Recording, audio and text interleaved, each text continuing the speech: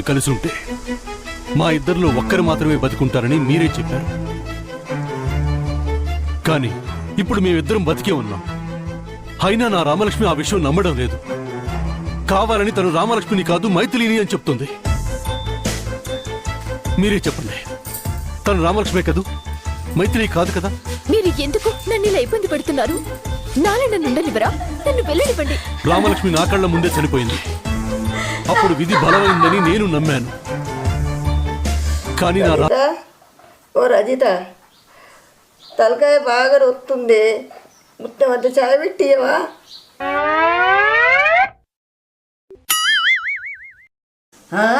దీని జాము చూడు ఎట్లున్నదో. శావను, ఓ శావను, నువ్వన్న గింతంత చాయ్ పెట్టిరా, తల బాగా నొత్తందిరా, నీకు పుణ్యం ఉంటుంది.